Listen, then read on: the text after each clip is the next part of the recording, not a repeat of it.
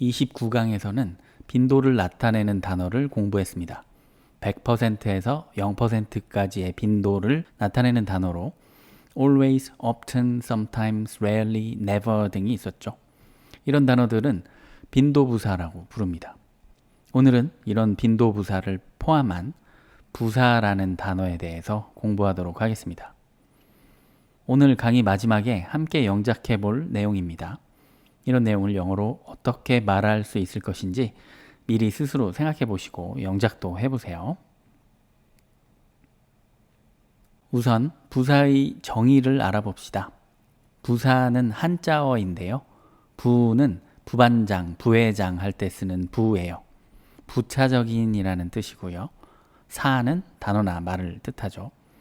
즉 부사는 부차적인 단어 또는 부수적인 단어라는 뜻입니다.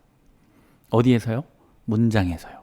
문장에서 문장 핵심 구조, 핵심 뼈대를 이루는 요소가 아닌 부차적인 단어들이 부사입니다. 문장 핵심 뼈대는 문법 지도에서 보는 것처럼 문장의 구조 부분에서 우리가 배우고 있죠. 여기 보이는 네모, 동그라미, 세모, 장소, 시간 등의 정보를 알려주는 전치사 명사 덩어리에 해당하지 않는 단어가 부사인 거죠. 예를 들어보겠습니다. 여기 문장이 하나 있습니다. I sometimes eat lunch. 이 문장의 의미를 음미해 보니까 주어가 목적어에게 하는 행동을 묘사하는 뼈대 이 구조의 네모 동그라미 네모 문장임을 알 수가 있죠. sometimes는 이 문장 뼈대 구조에 해당하지 않습니다. 그래서 이렇게 문장에서 빼버려도 문장 뼈대 구조는 흔들리지 않습니다. 이런 식으로 부사가 들어있는 것 같은 문장에서 문장 뼈대만 발라내 보면 부사를 쉽게 찾을 수가 있습니다. 자, 그럼 문장에서 부사를 잘 알아보기 위해서는 우리는 어떻게 해야 될까요? 네, 문장 뼈대 구조를 충분히 공부하고 익숙해지는 게 우선입니다. 부사 공부는 이런 식으로 접근하기를 강력하게 추천드립니다. 대개 문법 교재를 보면요. 부사를 종류별로 나누고 수식하는 대상별로 나누고 의미별로 나누는 등등 내용이 굉장히 불필요하게 복잡한데요. 사실 언어학자들도 모두가 동의하게 부사를 완벽하게 체계적으로 나누거나 객관적으로 명쾌하게 정의할 수가 없거든요. 워낙 예외도 많고요. 그러니까 일단 문장 뼈대 구조를 충분히 공부해서 익숙해지세요. 그리고 나면 자연스럽게 부사가 눈에 보이잖아요. 그렇게 눈에 띄는 부사들을 유심히 보다 보면, 오래 보다 보면 서서히 부사의 어떤 전반적인 기능과 위치와 형태 등의 개념이 머릿속에 잡히실 겁니다. 자, 참고로 문장 뼈대 구조를 충분히 공부하기 위해서 그동안 우리가 공부한 뼈대 구조 강의를 안내해 드리도록 하겠습니다. 자, 영차설 14강에서 뼈대 1, 뼈대 2 구조의 개념 강의를 했고요. 15강, 17강, 24강에서 뼈대 1 구조 문장의 세 종류를 공부했습니다. 26강에서 종합을 했고요.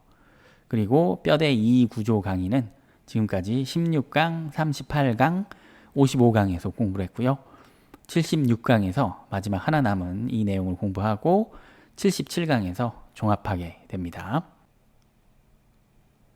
문장에서 부사의 역할과 위치를 알아보겠습니다.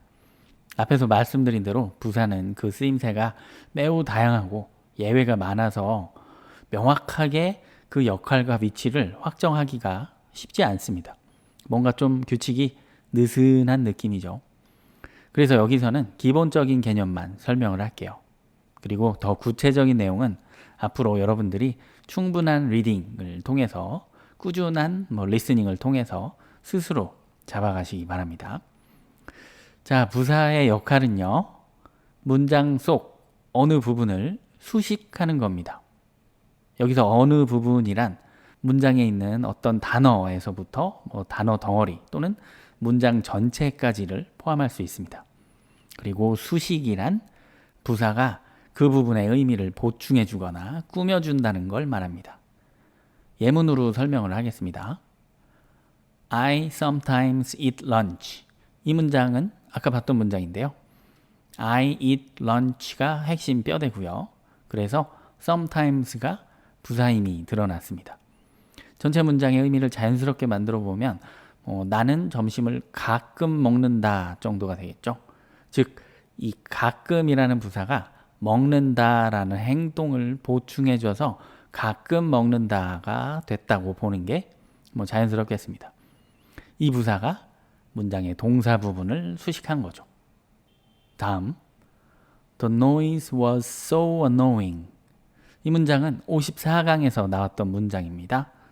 The noise was annoying. 주어의 상태를 밝혀주는 뼈대 1 구조가 핵심 뼈대고요. 이 뼈대에 해당하지 않는 so가 부사라는 게 드러났습니다. 의미상 엄청 짜증나는으로 이 부사가 바로 뒤에 나오는 형용사 부분을 수식한다고 보면 자연스럽겠죠. I am rarely sad. 이 문장은 29강에서 나왔던 문장. I am sad. 주어의 상태를 밝혀주는 뼈대 1 구조 문장입니다. 이 구조에 해당하지 않는 rarely가 부사고요. 거의 아닌이라는 의미죠. 자, rarely는 어떤 부분을 수식하고 있나요? 네, 바로 뒤에 있는 형용사 부분의 의미를 보충해주면서 나는 거의 안 슬픈 이다. 이렇게 이해하면 자연스럽겠습니다. 그런데 이렇게 앞에 있는 비동사 이다의 의미를 수식한다고 봐도 나쁘지 않을 것 같아요. 이때는 나는 슬픈 때가 거의 없다 정도의 의미가 되겠죠. 이런 식으로 부사가 수식하는 부분은 좀 명확하지 않고 이중적일 수 있습니다. 근데 어쨌든 이 둘 중에 어떤 방식으로 생각을 해도 이 문장의 본질적인 내용은 거의 변함이 없죠. Have you ever seen the movie? 이 문장은 61강에서 봤던 문장이죠. 현재 완료 문장의 의문문으로 Have you seen the movie? 이게 뼈대. 그래서 ever가 부사. ever는 이 문장에서 한 번이라도 본 적이 이렇게 보다라는 핵심 동사 부분을 수식하고 있다고 생각하면 자연스러울 것 같습니다. 동의하시죠? Only Tom knows the password. 이 문장은 오직 톰만이 비밀번호를 안다는 뜻입니다. Tom knows the password가 뼈대이죠. 그러니까 only가 부사. 오직 톰이 이렇게 하면서 주어 부분을 수식하고 있습니다. Sometimes I eat lunch. 이 문장은 여기 맨 처음 문장과 동일합니다. I eat lunch가 뼈대 문장이고요. Sometimes가 부사. 부사의 위치만 앞에서 봤던 문장이랑 다릅니다. 이렇게 부사는 문장에서 부차적인, 부수적인 존재라서 그런지 몰라도 위치가 좀 다양하게 바뀔 수가 있습니다. 자, 이 문장의 의미는 가끔 나는 점심을 먹는다. 이렇게 해볼게요. 나쁘지 않죠? 그렇다면 이 부사는 뒤에 나오는 문장 전체를 수식한다고 여겨도 좋겠습니다. 나는 점심을 먹는다라는 문장이 가끔이라는 거죠. Mike has already finished his military service. 60강에서 봤던 현재 완료 문장이죠. Mike has finished his military service가 핵심 뼈대고요. already가 부사. 의미상 이미 끝냈다라고 핵심 동사 부분을 수식한다고 보면 되겠습니다. 자, 이런 식으로요. 문장의 뼈대를 발라내서 부사를 찾으면 되고요. 부사가 수식하는 부분은 문장 전체의 자연스러운 의미를 생각해 보시면서 판단하면 되겠습니다. 사람마다 좀 다르게, 다양하게 판단할 수도 있습니다. 자, 이제는 부사의 위치를 볼게요. 자, 지금 보시는 예문들에서 부사의 위치, 공통점을 한번 찾아볼까요? 네, 부사와 이 부사가 수식하는 부분만 놓고 보면 다 수식하는 부분 앞에 부사가 위치하는 것을 알 수 있습니다. 그래서 부사의 위치는 일반적으로는 수식하는 부분의 앞 이렇게 알고 계시면 되겠습니다. 근데 이게 또 언제나 100% 그런 건 아니에요. 수식하는 부분 뒤에 부사가 오는 경우도 꽤 되긴 합니다. 그리고 하나 더, 부사의 위치 대략적인 규칙을 말씀드리면 뼈대 1 구조 문장에서 주어와 비동사 사이에 부사가 오는 경우는 많이 없다는 것. 그리고 뼈대 2 구조 문장에서 동사와 목적어 사이에 부사가 오는 경우도 많이 없다는 겁니다. 자, 부사의 위치는 일단 이 정도만 알고 계시면 되겠습니다.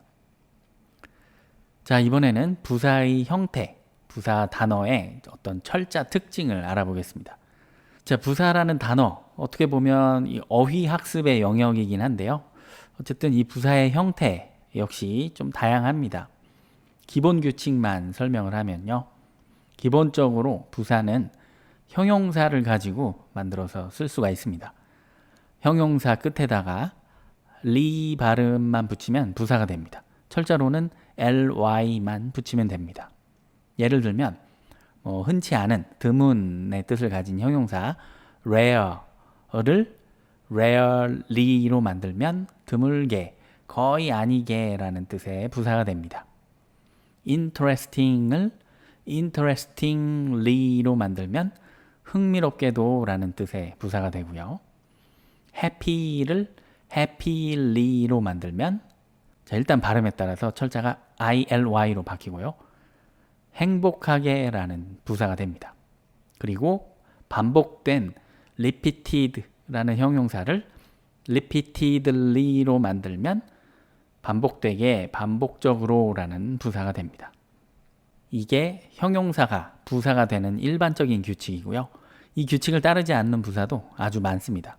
몇 개 자주 사용되는 부사 예를 들어보면 still, once, quite, rather, yet, further, forward, soon, ever, sometimes, perhaps 등이 있습니다. 자, 부사에 대한 기본 내용은 이 정도이고요. 이제 앞에서 봤던 한국어 문장을 영어로 만들어 봅시다. 한국어 문장의 의미를 음미해 보면서 뼈대를 발라내고 부사를 찾아서 영작을 해볼게요. 하나씩 보면요. 토니는 꽤 부유하다. 자, 이 문장의 내용, 음미를 해보니까 주어 토니의 어떤 행동을 묘사하는가 봤더니 그게 아니라 토니가 부유한 상태임을 밝혀주는 뼈대 1 문장 구조네요. 그리고 문장에서 남은 부수적인 단어가 꽤, 이 꽤가 부사가 되겠습니다. 영어로는 일단 뼈대를 써보면 Tony is rich. 그리고 부사 꽤는 영어로 quite인데요. 문장에서 어떤 부분을 수식하는 걸까요? 그냥 부유한 게 아니라 꽤 부유한, 이렇게 부유한의 의미를 보충한다고 보면 자연스러울 듯 합니다. 그래서 rich 앞에 quite를 쓰겠습니다. 부사가 수식하는 부분 앞에 위치한 일반적인 부사의 위치가 되겠습니다. Tony is quite rich. 쟤들은 아직도 15살이다. 주어 쟤들이 15살이라는 명사임을 밝혀주는 뼈대 1 문장. 그리고 뼈대에 해당하지 않는 나머지 단어 아직도가 부사입니다. 먼저 뼈대 문장을 영작하면 They are 15. 부사 아직도는 영어로 still. 15 앞에 붙여보면요. They are still 15. still이 15을 수식하는 느낌이 강해 보이죠? 15살이 의미가 보충이 돼서 여전히 15살이 된 거죠. 괜찮죠? 자, 그런데 어떤 사람들은 이 부사가 15살 말고 뭐뭐이다, 비동사 부분을 수식한다고 생각할지도 몰라요. 뭐뭐이다가 still의 수식으로 여전히 뭐뭐이다가 됐다고 보는 거죠. 근데 이것도 괜찮네요. 좋습니다. 아, 그런데 그렇게 보면 부사는 대개 수식하는 부분 앞에 온다고 했으니까 이 still을 이 비동사 앞으로 옮겨 볼게요. 이렇게요. 아, 또 그런데 뼈대 1 문장에서는 부사가 주어와 비동사 사이에 오는 경우가 거의 없다고 했어요. 그래서 그냥 다시 still을 뒤로 옮깁시다. 부사가 수식하는 부분 뒤에 오는 경우도 꽤 된다고 했으니까 이 자리도 나쁘지 않은 듯 합니다. 자, 그리고 봤더니 이 부사 still이 뒤에 15을 수식하는 건지 앞에 비동사를 수식하는 건지 모호하게 됐습니다. 근데 상관없다고 했죠. 문장의 큰 의미에는 지장이 없습니다. 자, 그리고 이 문장은 부사의 위치를 또 다르게 할 수도 있는데요. Still, they are 15 이라고 해도 좋을 것 같아요. 이때는 still이 뒤에 문장 전체를 수식하는 느낌입니다. 역시 문장의 큰 의미는 거의 차이가 없습니다. 흥미롭게도 이게 세균을 죽인다. 이 문장의 내용상 주어는 이것의 행동이 있나 보니까 죽인다는 행동을 합니다. 뭐를 죽이나 내용을 봤더니 세균, 주어의 행동을 묘사하는 뼈대 이 문장 구조입니다. 남은 부분 흥미롭게도가 부사가 되겠습니다. 뼈대 문장 영작을 하면요. This kills germs. 그리고 부사 흥미롭게도는 형용사 interesting 뒤에 ly를 붙여서 interestingly 인데요. 이렇게 문장 앞에 붙였습니다. 왜냐하면 제 생각에는 이 흥미롭게도가 뒤에 문장 전체가 흥미롭다고 하는 것 같아서요. Interestingly, this kills germs. 바람이 거칠게 불었다. 바람이 불었다는 행동을 했다고 말하는 뼈대 이 문장 구조. 자, 바람이 어떤 다른 대상을 불린 게 아니라 주어 자신이 불었다라고 하는 내용이므로 목적어가 없는 자동사 문장입니다. 우리 자동사 문장은 38강에서 배웠습니다. 그리고 거칠게가 뼈대에 해당하지 않는 부사가 되겠습니다. 뼈대의 영작은 The wind blew. 부사 거칠게는 이 문장의 어느 부분을 수식하나요? 동사 불었다를 거칠게 불었다라고 의미를 보충하면서 수식을 해줍니다. 그래서 동사 blew 앞에 부사 violently를 써줍니다. violently가 뒤에 동사를 수식하는 일반적인 어순이 됐습니다. 그런데 이 문장은 부사를 동사 뒤에 써주는 게 더 좋을 것 같아요. 왜냐하면 이 문장이 자동사 문장이라 그렇습니다. 자동사 문장은요. 주어, 자동사 단 두 개의 단어만으로 문장의 뼈대가 완성되죠. 이때 이 두 단어 사이에 다른 단어들이 끼어들게 되면 주어와 동사 사이가 막 벌어지면서 좀 이해하기 불편한 문장이 됩니다. 그래서 대개는 자동사 문장은 주어와 동사를 딱 붙여 쓰고요. 나머지 추가되는 부사 같은 것들은 그 뒤에 쓰는 게 일반적입니다. 그래야 이해하기 쉬운 문장이 됩니다. The wind blew violently. 이렇게요. 톰과 제리는 행복하게 연애 중이다. 자, 연애 중이다 라는 말을 영어로는요. 관계 안에 있다 라고 표현을 합니다.